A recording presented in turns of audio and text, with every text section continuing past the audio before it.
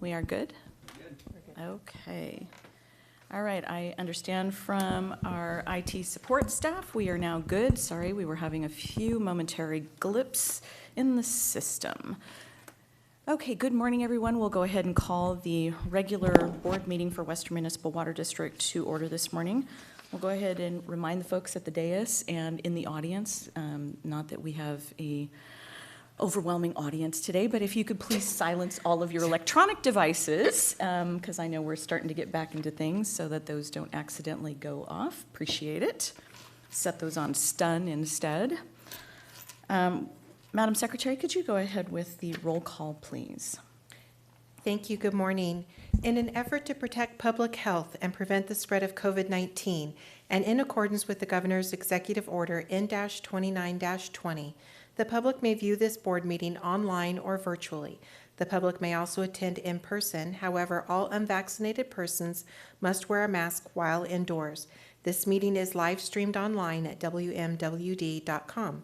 As stated on the agenda, members of the public who wish to comment on any item within the jurisdiction of the district or any item on the agenda may make comments virtually or by submitting comments on the district's website before 4:30 p.m. September 14th, 2021. Those comments will be made part of the board meeting record. For those participating in the Zoom virtual meeting who wish to provide public comments, please indicate such by using the raise hand feature, and we will call on you individually. You can access the raise hand feature by opening the participant list and clicking the raised hand button at the bottom of the list. For those participating by telephone who wish to provide public comment, you may do so by pressing *6 to unmute yourself. Phone callers can also press *9 to activate the raise hand feature. If there is more than one caller, you will be identified and called on one at a time. Any public comment will be limited to 3 minutes in duration. However, the presiding officer reserves the right to reduce the amount of time you will be allowed to speak to ensure that all members of the public have an opportunity to provide their comment. I will now take roll call for the meeting. Due to the complexity of conducting this meeting by Zoom and telephonically, I will not be taking roll call for staff members or the public at this time. Director Roten.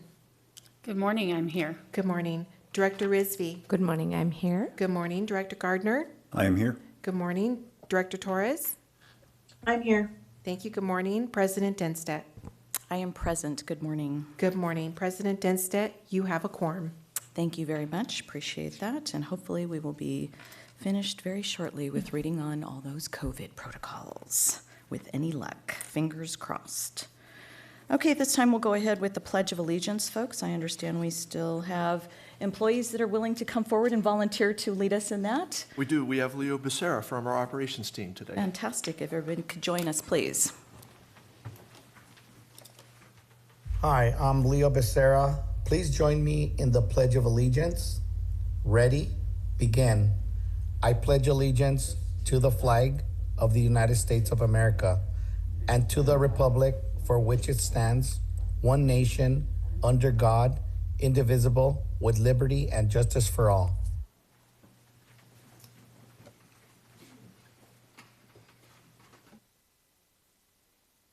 And thank you very much to Leo from our Operations Tech 2 and Water Quality Department. So appreciate him leading us in the pledge this morning.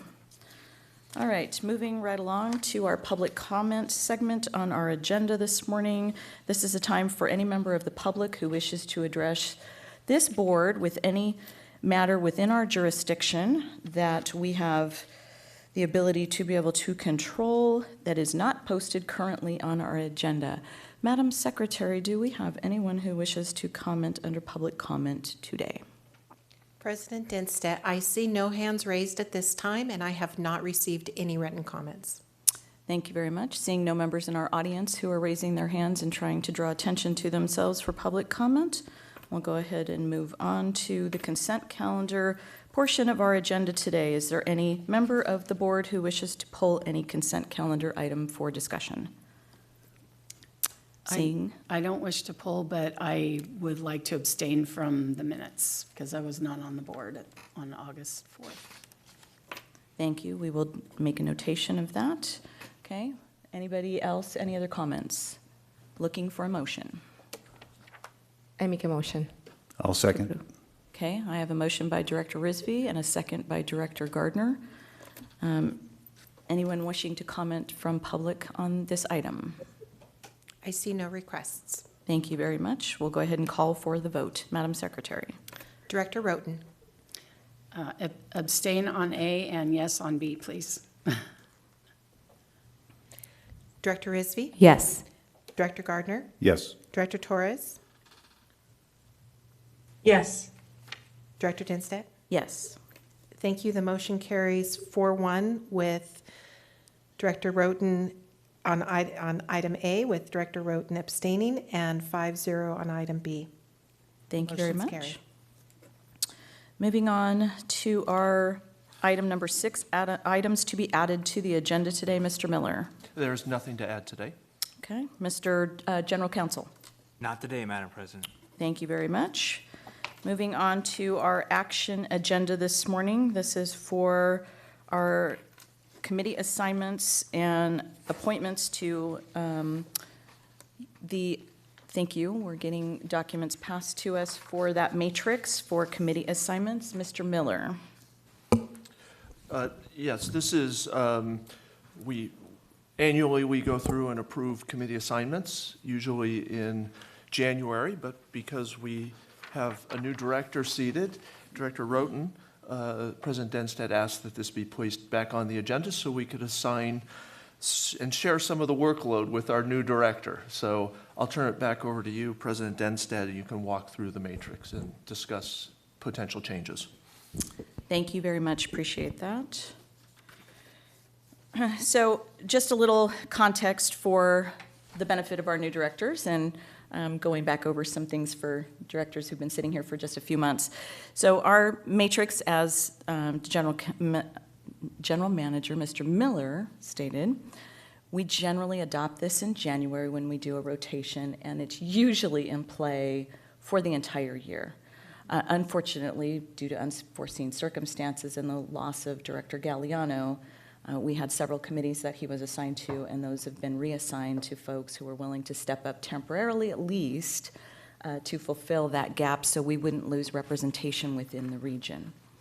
Traditionally, some of these assignments go in accordance with your representation for your division because they sit squarely in your division. So for all intents and purposes right now, because everybody else is very new, I'm going to suggest that we continue with that practice so that you can become familiar with the things that are specifically within your region and your division that would be best suited to try to get familiar with those items. And then, of course, later on down the road, would people know those things and we can do more moving around so that you can learn more operations about the overall district, that would be preferred.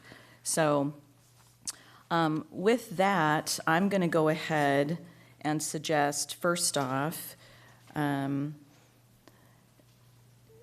for Director Roten, do you have any conflicts or any time issues or anything that we need to take into considerations for any of the rotations? My first thought is to remove myself from the Finance Committee and place you, along with Director Gardner, on the Finance Committee as that a committee assignment, even though those are committees of the whole. Generally, the people that are directly assigned to those are the ones that lead the meeting. So it would now fall upon Director Gardner, as I remove myself, to be the next senior member to lead that meeting, and then you would be his backup if he shouldn't go, even though we post those as committee of the whole and we all attend. That's why we do the assignment that way, so we have a person designated as a lead and an order. So I didn't know if you were fine with that. Are those the Those are the internal committees. that first Monday of the month, is that? No, those are generally scheduled the Monday right before our second board meeting of the Oh, month. so it moves. So it would be, The 15th. yeah, generally it's in the third week. Typically, it's in the third Typically. week. It's the meeting we just had, Director Roten, so it's. On Monday. It's 2 days before the second board meeting, so it's typically the third Monday. Third Monday. Typically, yes. Okay. So, Occasionally, there's a holiday or something that kind of pops up that we have to move it around a little bit, but yes. right, yes, that should work for me. Okay. And then I'm going to defer to Director Risby. I know that you had stated there were a couple of assignments that you were taking to fill in. I was wondering, Director Galliano used to be the alternate for the Riverside External Committee, to put Director Roughton as the alternate for that. Sure, absolutely. Okay, and I'm not particularly, those are, have we hit a regular schedule on the Riverside bi-monthly meeting? We are getting on a regular schedule. We've done pretty well. Right, we actually Okay. have set meetings now that occur on even months, with the exception, and we're dark in December. So the next scheduled meeting would be October, and I believe it's on a Wednesday afternoon at 1 o'clock, And it's Okay. every other month. and it's every other month. Okay. On even months only. Okay, so I'm proposing that you be the alternate for that position if Director Torres or Director Gardner could not attend that, because it's adjacent to the division over there, and that's a position that Director Galliano fulfilled, if you guys are Okay. good with that.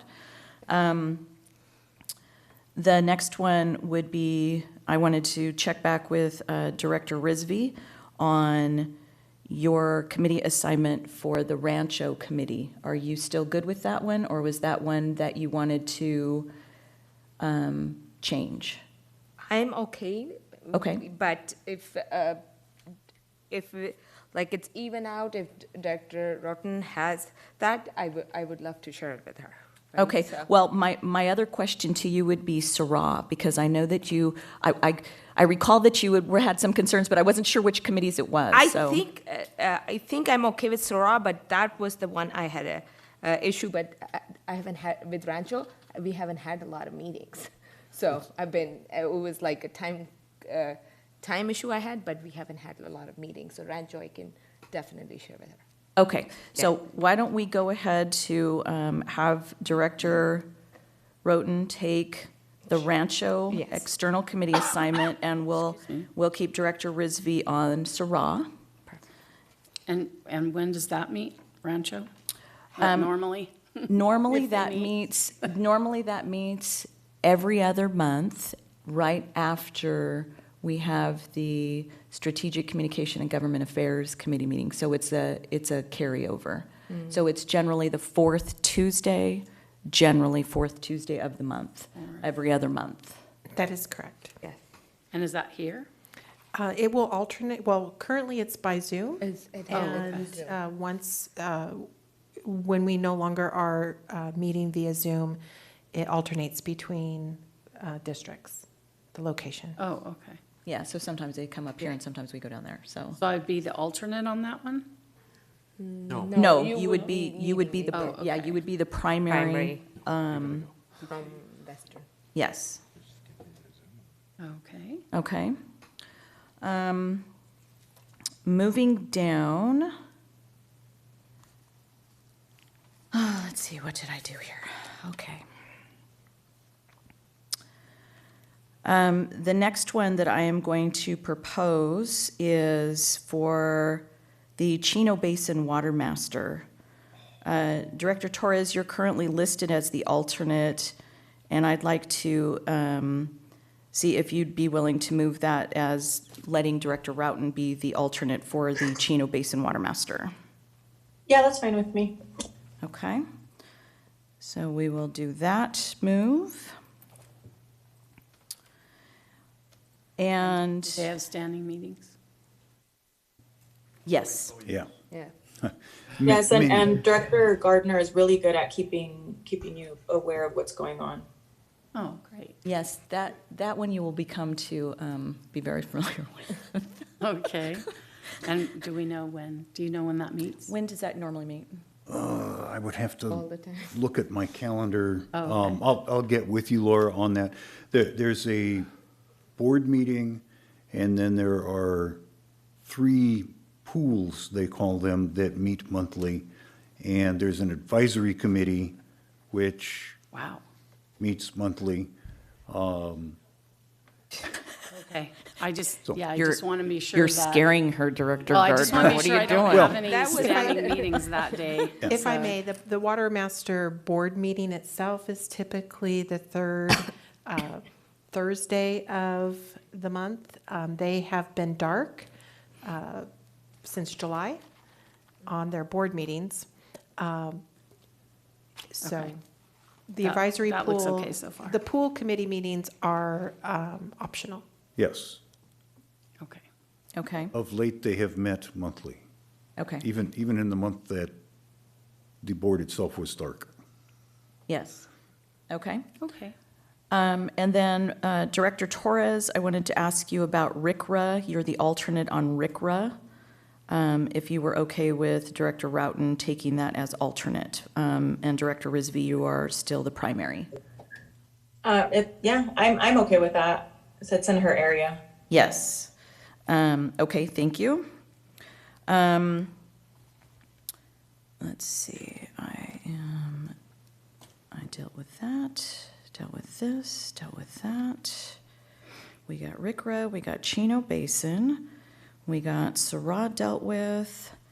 Oh, the other one, Director Roughton, this has been an ad hoc committee that has not met in a while, that I would hope that we could get some kind of a schedule done for both you and Director Rizvi to be on the Corona Norco ad hoc committee and to meet with those folks. That's been a while that that committee has met, and perhaps staff could entertain some discussions with that organizations to try to get at least a quarterly meeting set up to get that committee back into play.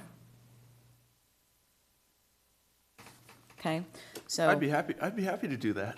Great, thank you. Waiting for a response. Yeah, yes, I was. Yes, thank you. So we'll go ahead because that's overlapping on the two of the divisions over there for your areas. So I think that is all of the changes that I have looked at. Is there any other changes that anybody else wishes to entertain at this point or is overburdened with any assignments? I'm good. You good? I'm good, absolutely. Okay. Director Roughton, are you good? As far as I know, I'm good. Okay.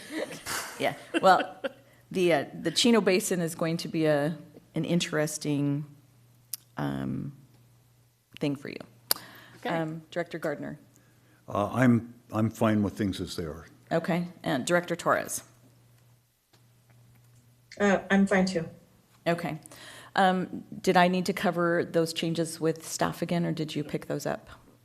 Nope, we're good. I was making notes. We have Tammy's them. Would you making like me notes. to We got- repeat them for you? No, I'm good. Okay. I wrote them down over in my I wrote thing them and down. circled stuff, so All right. I just wanted to make sure so we could post the matrix and follow through with that. Okay? And then the appropriate outside groups will be notified of changes. Yes, that is correct. Yes, yes. But I do believe we need a motion. Right. Okay, I was getting to that. I was just confirming. I'm sorry, Director. All right. If everybody's good, last call. Okay, looking for a motion. Madam President, I I'll would. move. There's a. Sorry about that. Okay? And there was a second down the row. I second. Yeah, Madam Secretary, did you get those? Because there were too many people that jumped on that. Thank Okay. you. All right, we'll go ahead and call for the roll call vote, please. Thank you. Director Roughton?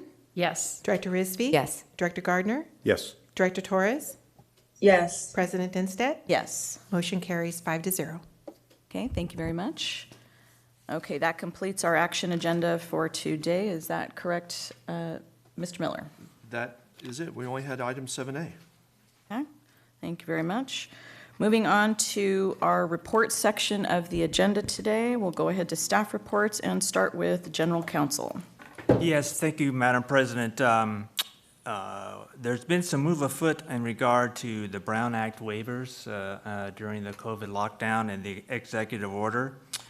The bottom line is that right now on the governor's desk is AB 361, and if he signs that bill, it would provide the opportunity to continue with virtual meetings during the state of the COVID emergency, as long as that state of emergency is in place. The bill itself would take effect right away with an urgency clause, but it would sunset on January 1, 2024.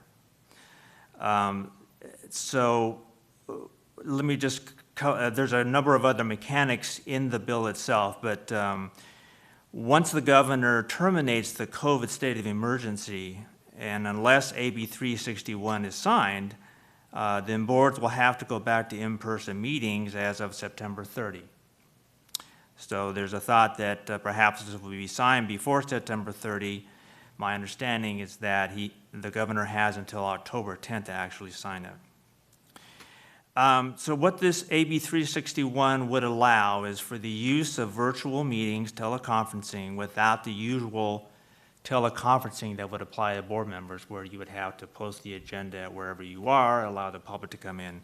Those requirements would not apply as long as there is a state-proclaimed state of emergency, and not just a local one.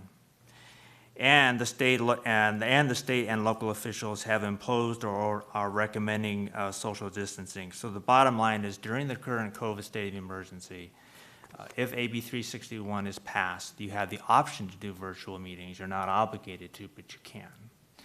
And you are not obligated to have a physical location, but you certainly can.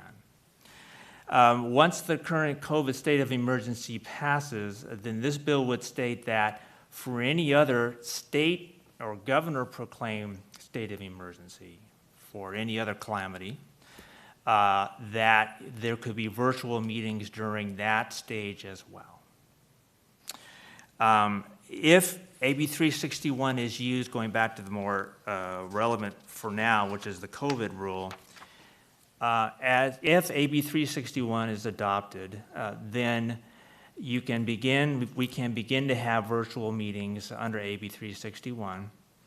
And then after the first meeting held under this new law, then within 30 days after that, and every 30 days after that, the board needs to take action to adopt a finding that the board considers there to still number one, that the COVID state emergency is still in place, and B, the board has elected to continue to use virtual meetings for safety.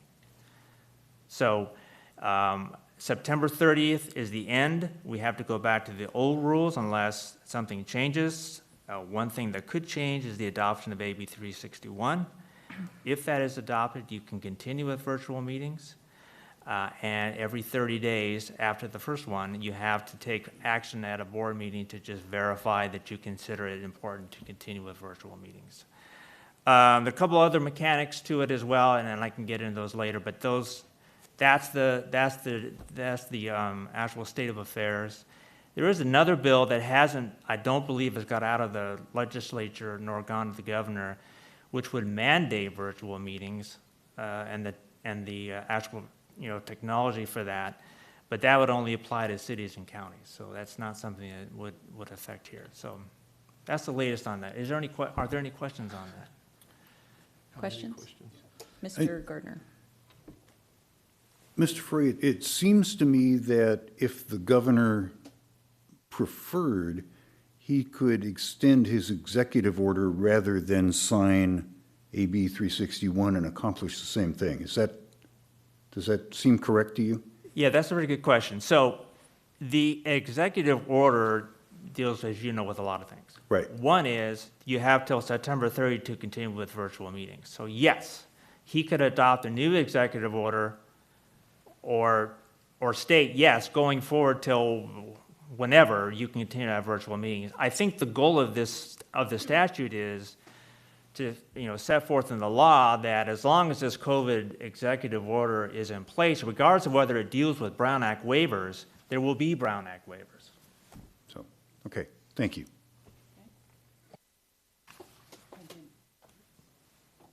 Boy, my buttons are having issues today, so sorry.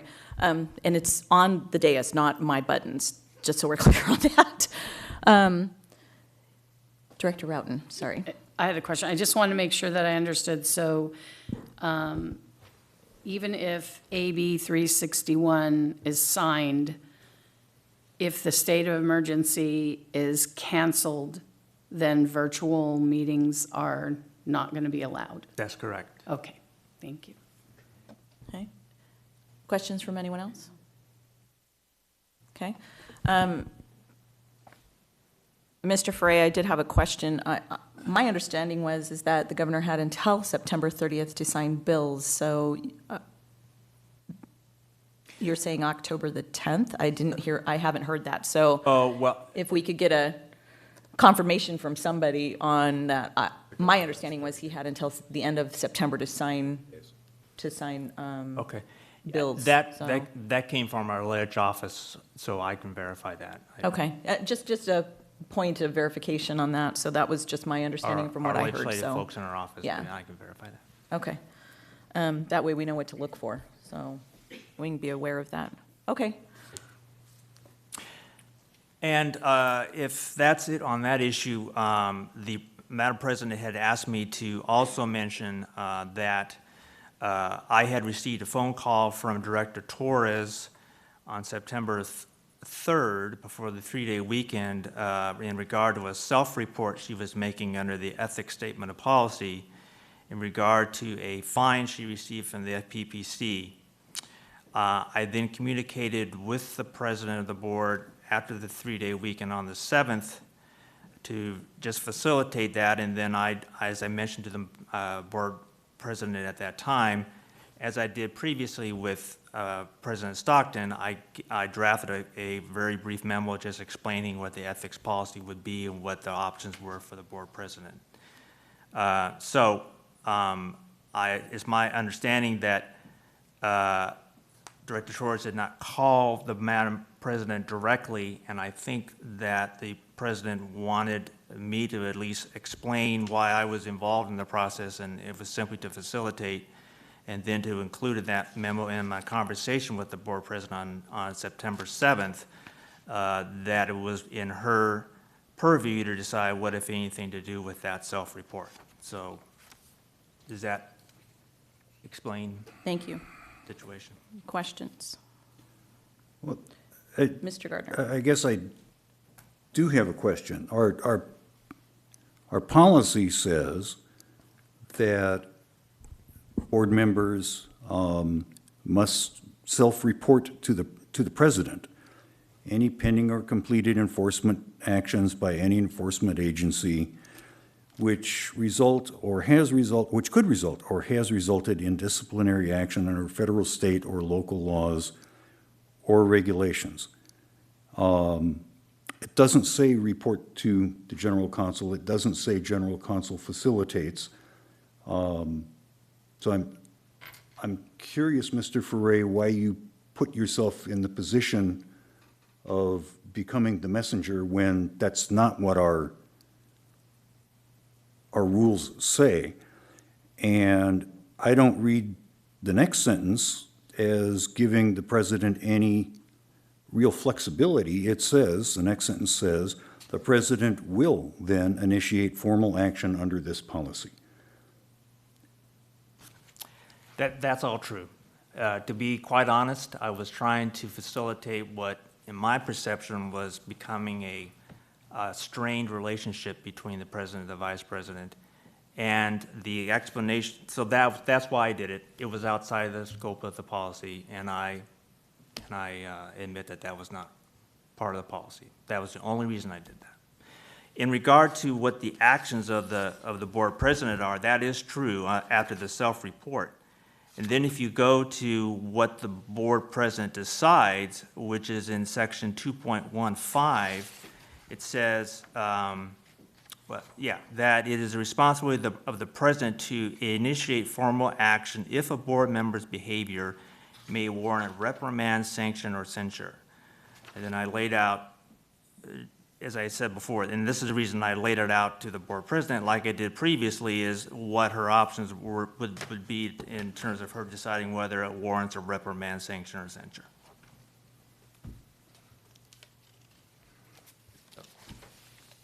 Okay, thank you.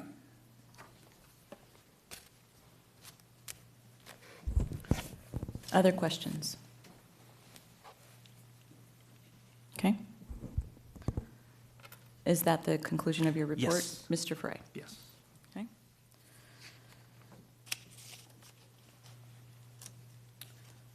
Okay, moving on to general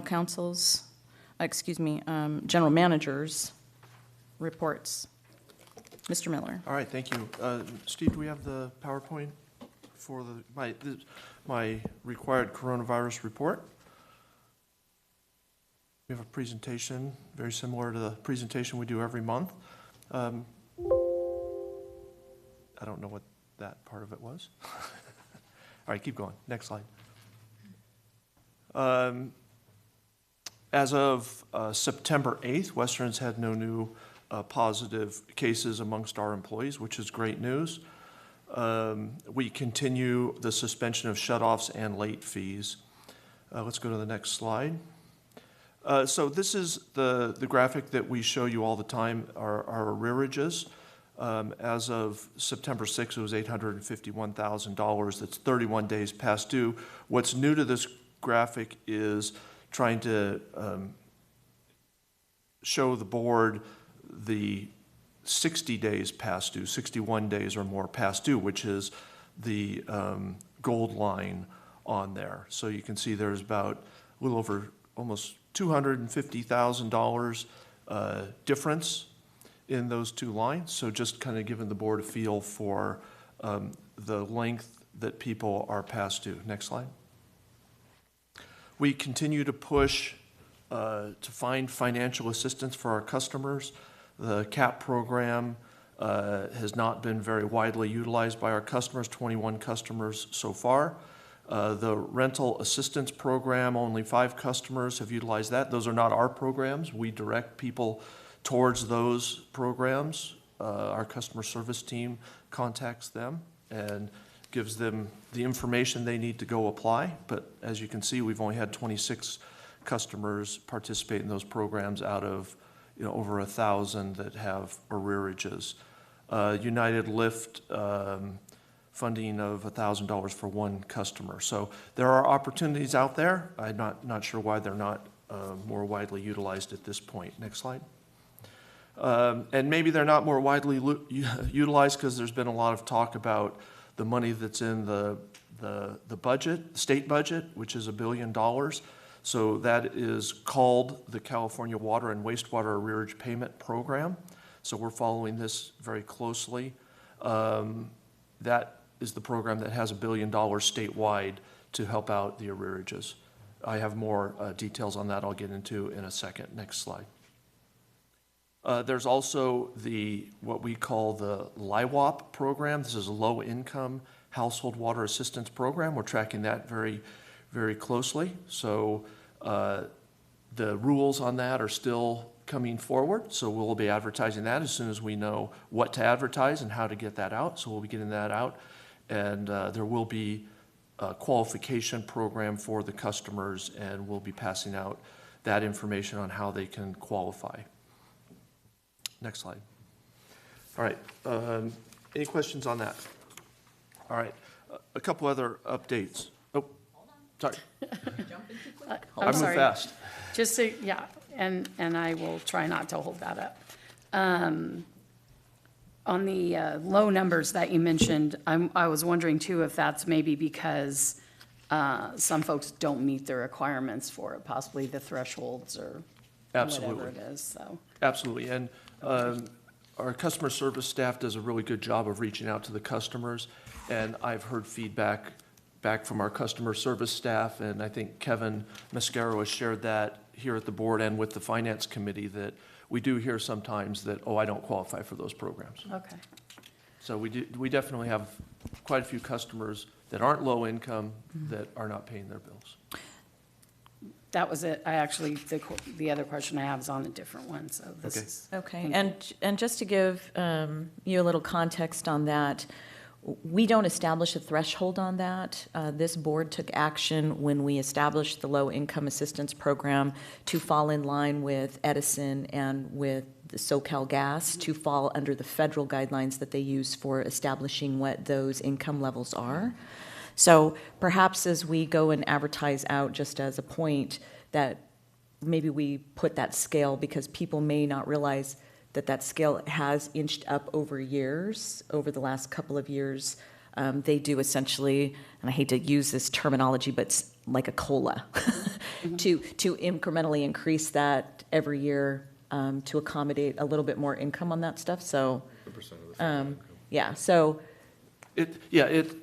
I don't know the details of it, but it's a percentage of the federal criteria Yes. for low income. Yes, so it's not an arbitrary decision on our part to do that. We were just going in accordance with what the actual thresholds have been set out there from federal, state, and from those agencies adopting those programs. So we can all be in line using the same numbers.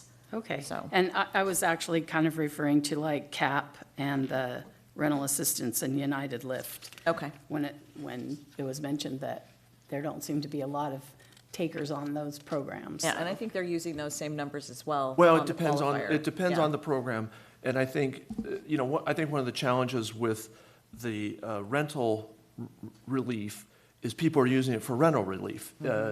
Utilities, electric, I think gas and water are eligible, but I don't know for sure, but I would anticipate that for some of these people that are using it, there's probably a higher risk that you're not going to be able to pay your rent and you may get Right. evicted. So I think that's a priority. That's what we've heard.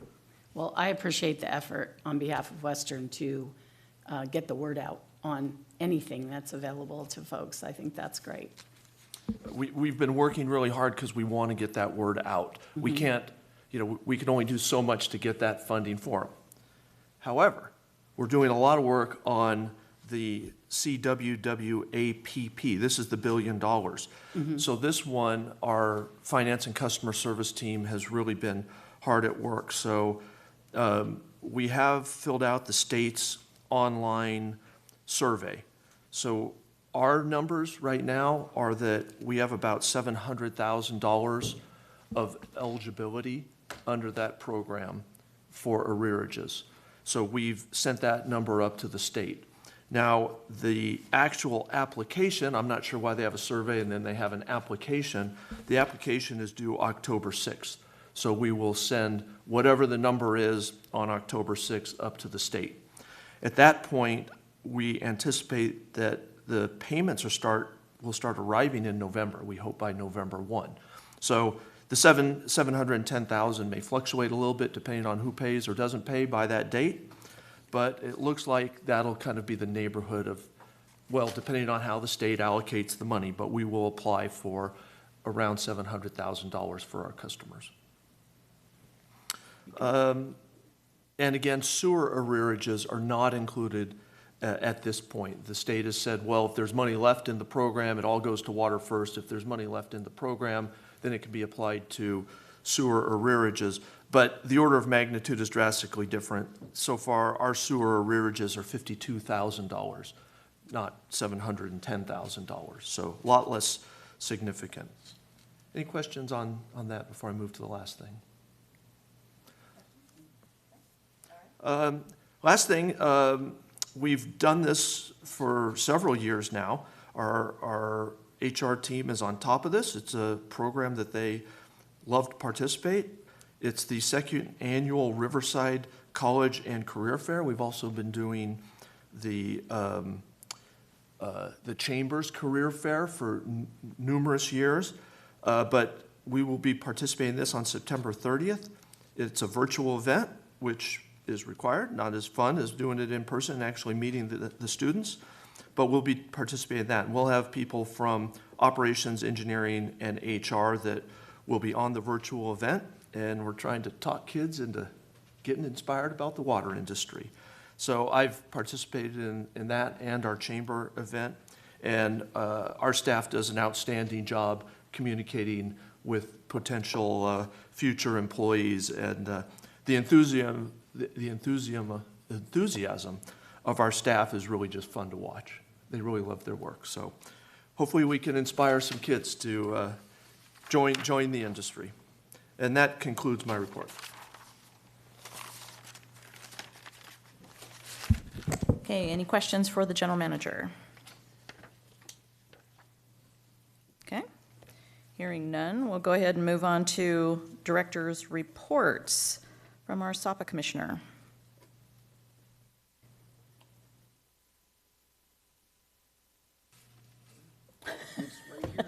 He's scrambling, looking for the paper. There we go. Sorry about that. SAPA did meet on September the 7th, and we authorized an agreement between the California Rural Water Association and SAPA. It's a two-phase process to look at providing some funding to small local water agencies that serve disadvantaged communities. And there are two of those potential recipients within our service area. There are a dozen or so within the SAPA region. The first phase will be a $5,000 contribution from each of the 5 participating SAPA members to help identify which agencies are actually interested, what project they might have, and to verify that if they are awarded a grant, it will actually accomplish something lasting for them. It doesn't bail them out of a year-long problem, but then it comes back in a year. And then the second phase would be up to another $125,000 from SAPA member agencies, but proportionate to the number of local water agencies that would be funded through the program. So one of the 5 member agencies could have all of them or none of them. So that implementation will go on. And in the Project Agreement 24 Committee, which is the brine line, they did agree to issue an RFP to update the reserve policies for the account or for the agency or the pipeline. That's something that has not been done in a while, and there is some question as to whether the reserve targets that they're presently operating under are appropriate or ought to be modified. This will help us make that decision. And that was it. Thank you. All right, report from Met. A couple of things. You have a copy of the agenda for the Met board meeting in front of you. I will call attention to item 7-5. I did abstain from that vote. That is in our service territory, and staff is looking into whether or not that surplus property will be of value to us or not. Staff looked into it, and it is not. Okay. We've had our operations and engineering team out there to look at the property, and we don't see any need for that property. But thank you for bringing that to our attention. No, and it's always worth, if a government agency is going to surplus some property that's in the territory, I want to make sure we have an analysis of that to see if it's useful. So I'm glad I abstained just while we did our due diligence to figure that out, and now I can vote accordingly because it's not going to affect our agency. So thank you for that, staff. Appreciate it. There were some committee assignments that I was given yesterday by the Chairwoman Gray at yesterday's meeting. So I have been placed on the Finance and Insurance Committee. I have been placed on Audit and Ethics Committee for Met, and I've also been placed on the naming facilities? The Facilities Naming Committee.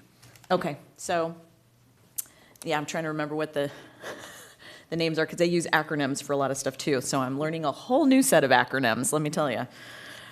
And I attended all of those committee meetings, so I am getting familiar with the budget, getting familiar with the audit policies, keeping track of all of the things that they're doing with KPMG, which I had some concerns over because of their interactions with the County of Riverside, and that went to the grand jury for the overages on that budget by $36.8 million. So I am paying attention to that. I will be asking questions as they move through that process. One of the things that did come to yesterday's meeting for the Facilities Naming Committee was Director Randy Record, our partner down at Eastern Municipal Water District, asked that that committee place on its agenda a naming of the overlook at Lake Matthews in honor of Director Galliano. That's beautiful. That was taken up yesterday. The committee gave me the honor of making that motion, and it was passed by that committee, and it will be placed on Met's next official agenda in October for board approval for that naming and having a plaque placed. I would hope that staff would be involved, and we would want to do an unveiling of that at some point when appropriate, when all of that is voted on and it's placed, and we can take part in acknowledging it being placed there. So just wanted to bring all of you aware to that, and it was an overwhelming response from not only Director Record, but from the board members that were in attendance at that and all of the committee members, and it was a unanimous vote. So I was very pleased to be a part of that, and his family also was listening into that call. So they sent me a personal text message to thank me for doing that in his honor. So hopefully we can reach out to the family as well and have them be a part of that when appropriate. So I just wanted to bring that all to your attention, and that was all I have to report on Met. Chino Basin.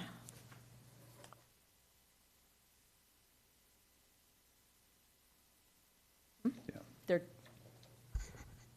Hello? Yeah. yes, There. yeah, yeah. I'm waiting for people. People were having trouble with the buttons today up here for the mics to turn on and off. I don't know why. So, I'm sorry. This one is Director Torres. So Chino Basin I'm Water sorry, Master. sorry. The Water Master. Yeah, Water Master was dark. Okay, Water Master was dark. Thank you very much. Moving on to Chino de Salter Authority. Yes, you can hear me, right? Yes, we can hear you. Okay, it was a very short meeting with a closed session, but there was a purchase of osmosis membranes approved, as well as granting an easement from the desalter. So very, like I said, very short meeting. Okay, thank you very much.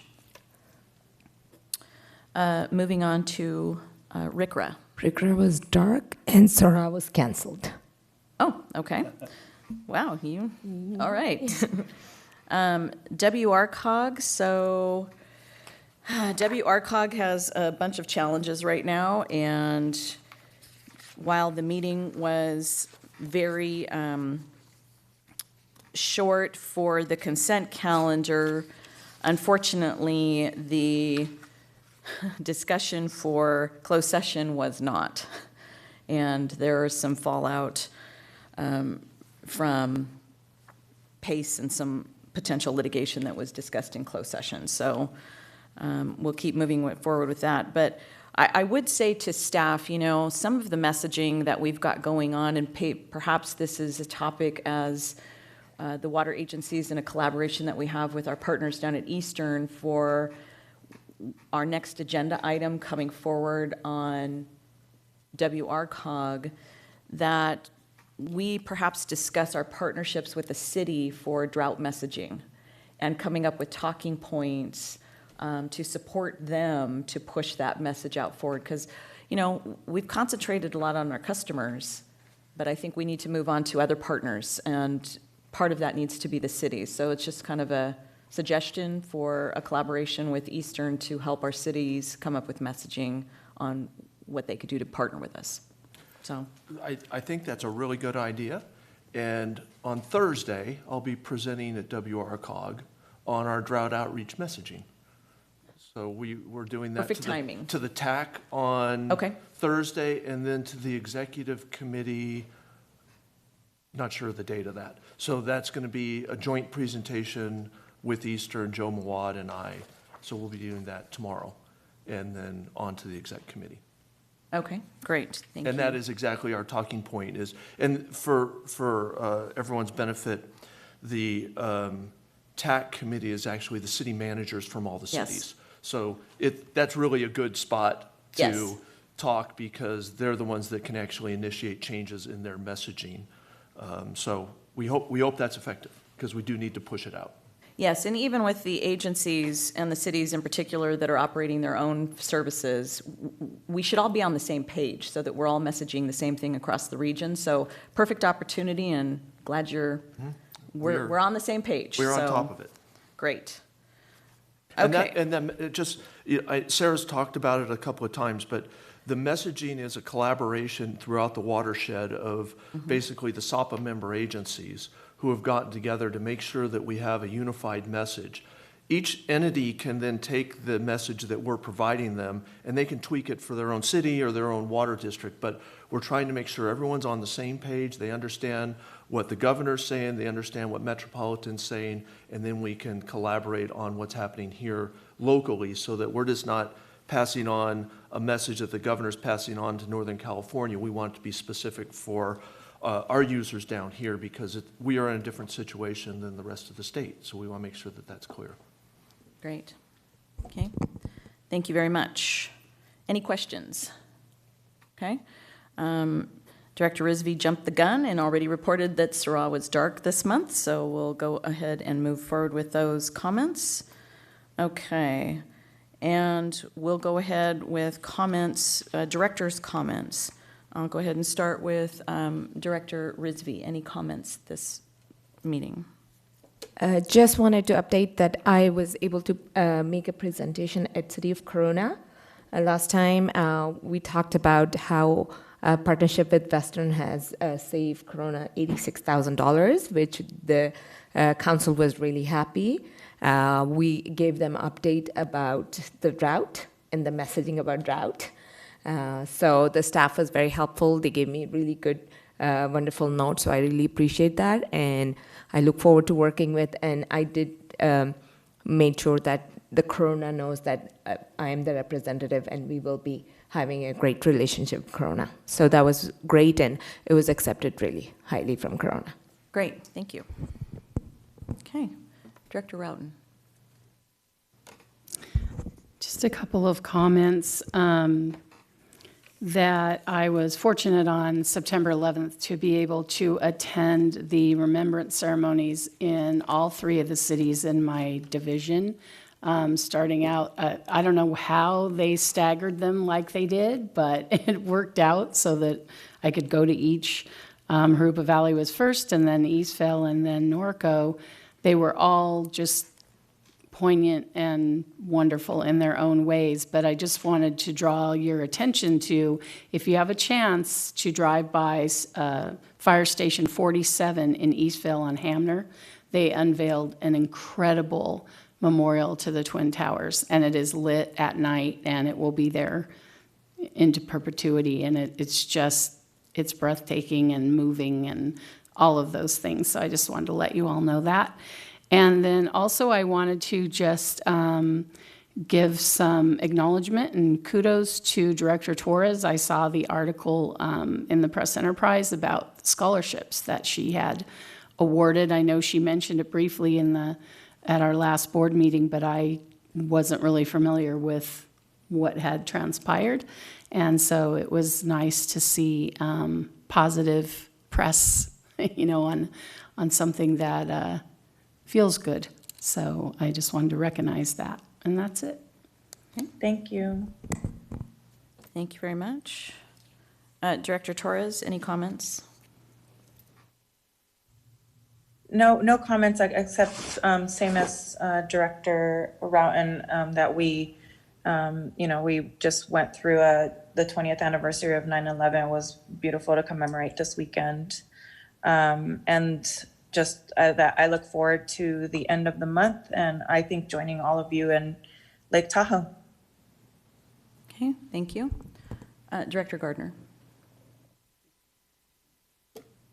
Just a little follow-on on the 9/11. City of Riverside did a small ceremony at the main fire station downtown. It was, I think in part due to COVID, they did not invite a lot of public, although some people did go. Riverside Fire Department hosts California Task Force 6, which is one of 28 FEMA-sponsored urban search and rescue teams in the country, and Task Force 6 was dispatched to New York actually on 9/11. At that time, they kept most of the equipment at Station 3 on Riverside Avenue, and they were busy packing up later in the morning and the afternoon of September 11th, and actually flew out of March that evening. They were one of 3 aircraft in the air in the entire country. And the other 2 were also FEMA search and rescue teams headed for New York from other cities. So our region is very fortunate to have a urban search and rescue task force based here. The majority of the members are Riverside Fire Department employees, but there were members from Norco Fire Department when Norco had its own department, and some of them were on the team and went. There were people from Hemet Fire Department, a variety of civilian employees from surrounding areas. Those are primarily structural specialists and search dog handlers, and of course their dogs. So it's a big deal that we have one, and it's nice to recognize the sacrifice that was made by those people and their families. They didn't know what they were going to, and they didn't know what they would be exposed to. And there are still some people working 20 years later who went as young firefighters or young dog handlers, and they're still in the field. So by the time we get the 25th anniversary, that probably won't be the case. But, so, thank you. Thank you, Director Gardner.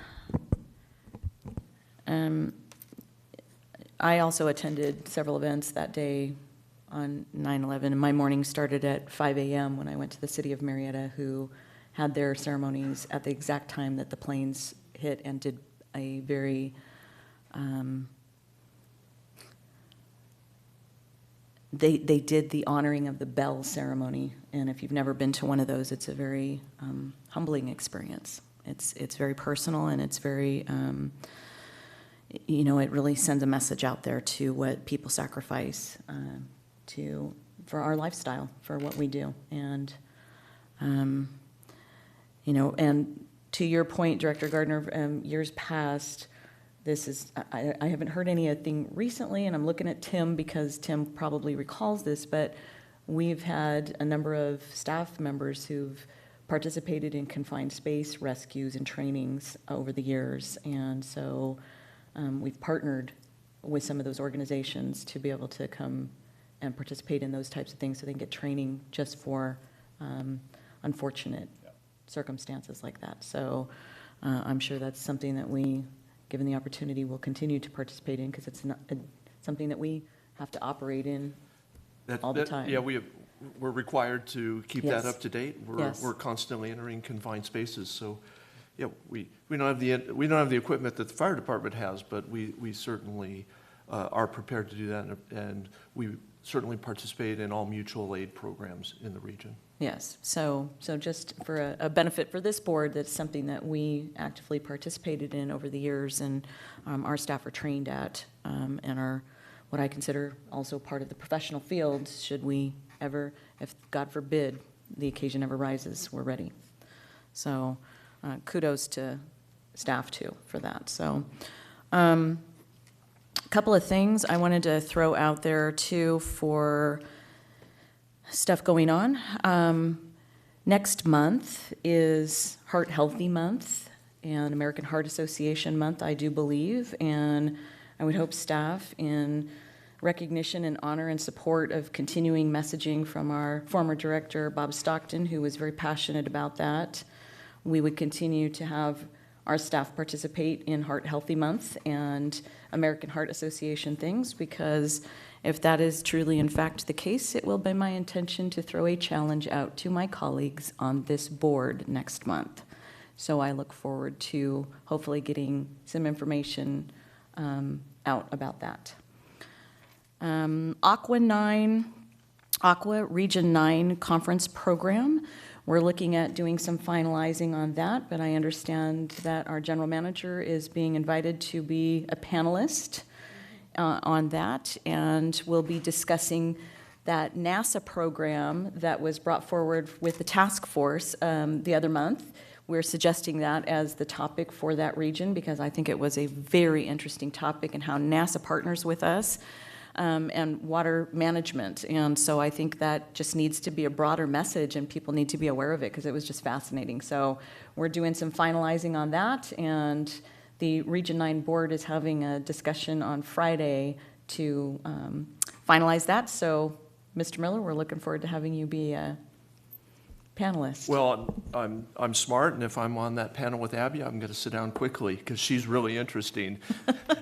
So let everyone hear, because we did that at the task force, the Riverside County Water Task Force. Yes. She came and did a presentation, and she was really good. And so we've been trying to, I don't know if she likes it or not, but we've been trying to promote her to do more statewide presentations on that material. So it's really interesting material. It was excellent. That presentation was fascinating. Yeah. Yes, so Yeah, we're trying to get her for the Aqua statewide Yes. conference also. Yes, so we're hoping that this is just one of many partnerships, so we're looking forward to finalizing that program and coming forward with that. Crossing off stuff off my list, sorry.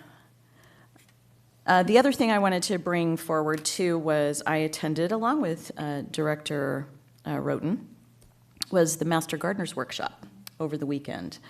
And one of the things, if you folks have not seen this, the Landscapes with Style guide that our staff have put together, this is a fantastic, beautiful guide for people to just pick up.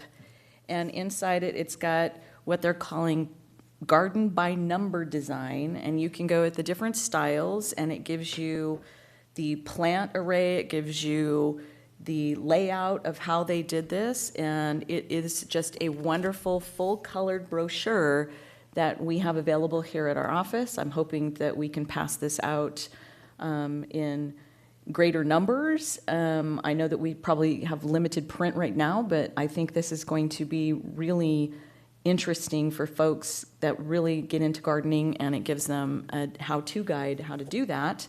It's also available on the website. Yes, yes, and the virtual stuff. So people wanted to know how they could print things out and ask for that and do all that stuff. So this, I just kudos to staff. This is beautiful. It was well received at Master Gardeners. And I also wanted to throw out something there, not that staff has, enough to do yet, but in conjunction with this and the planting guides that it's giving for all of the sample plants, for the desert style, for the butterfly, for the hummingbirds, for all of these things, Western many years ago was the sponsor of, at our 1 acre conservation garden over at our other office on Alessandro, we used to host and sponsor an iris sale and a couple of plant sales.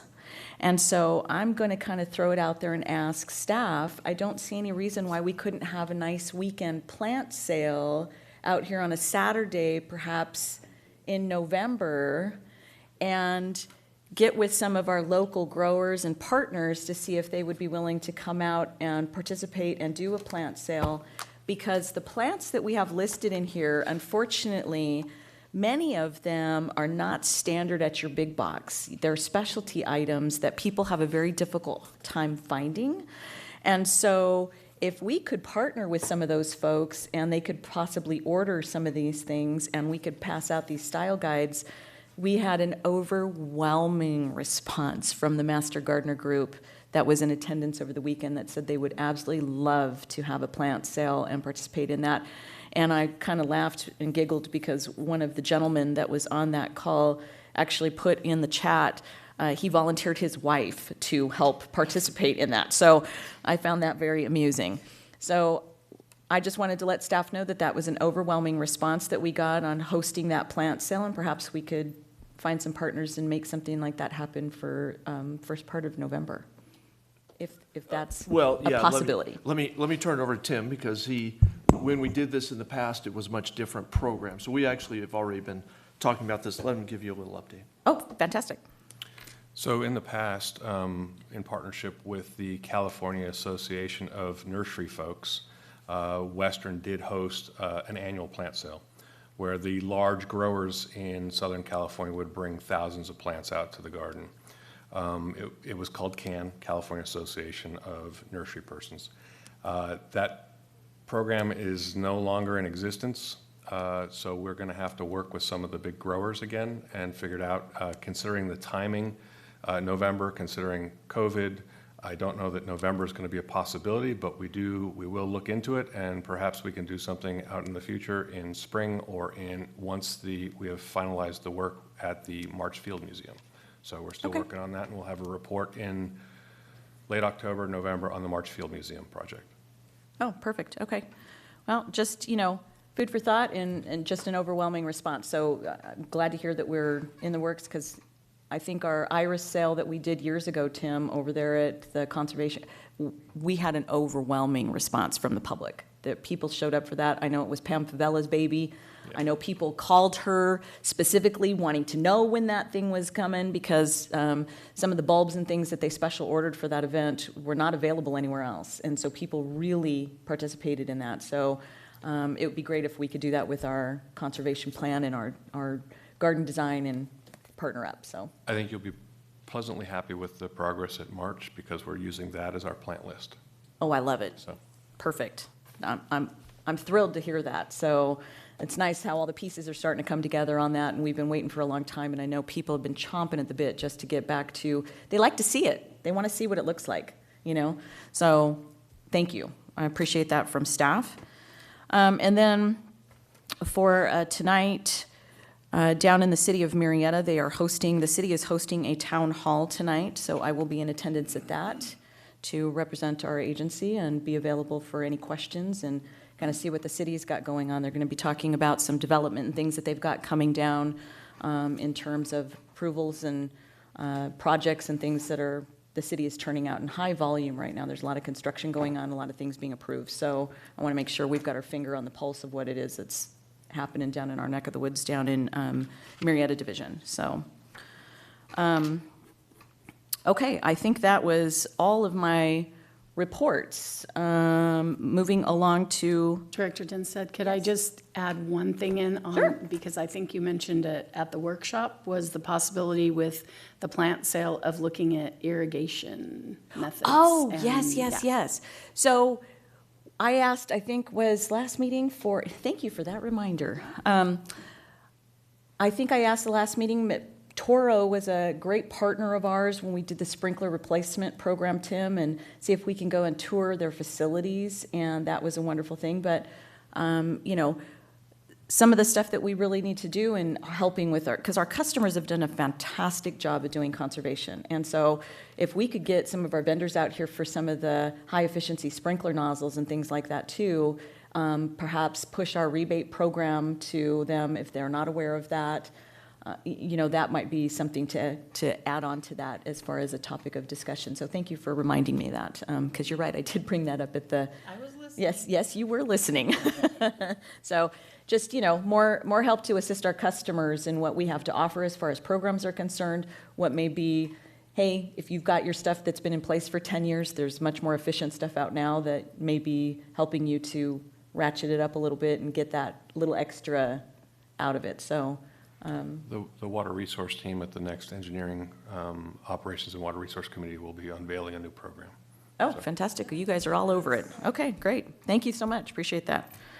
Okay, I think that's it now. Moving on to requests for future agenda items. Director Risby? I have nothing. Okay. Director Roughton? No, not today. Okay. Director Torres?